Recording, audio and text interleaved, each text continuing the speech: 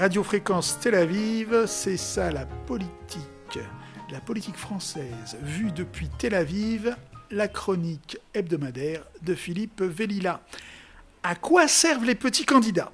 Alors je ne sais pas si les grands débats télévisés à 11 candidats permettent d'éclairer le choix des électeurs, mais ils auront eu un mérite, celui de nous faire connaître 6 petits candidats.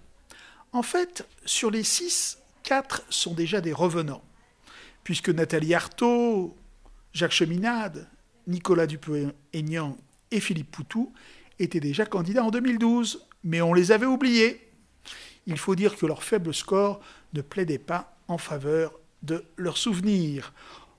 On aura même retrouvé, avec plaisir, le sourire de la candidate du camp des travailleurs et les tenues déjantées de Philippe Poutou. On reconnaîtra aux 2 représentants du trotskisme, ou plutôt de ce qui en reste, un vrai savoir-faire, celui de parler comme tout le monde et de dire parfois tout haut ce que beaucoup de téléspectateurs pensent tout bas. Ainsi, pendant ce débat un peu long, parfois ennuyeux, on a quand même vécu un grand moment.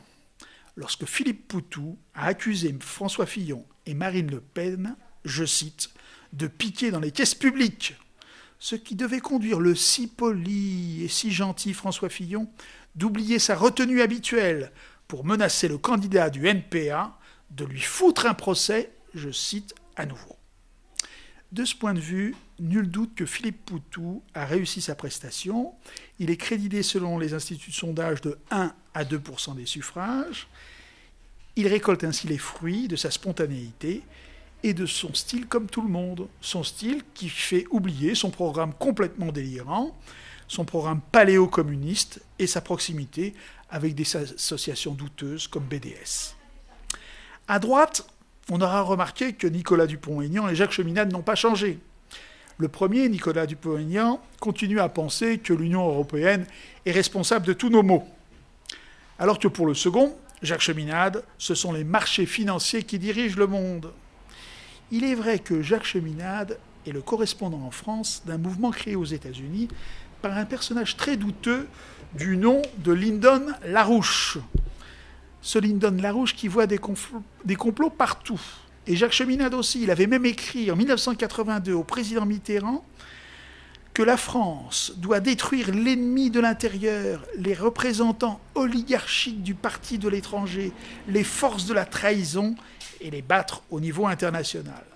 L'oligarchie, le parti de l'étranger, voilà de bien vilaines expressions.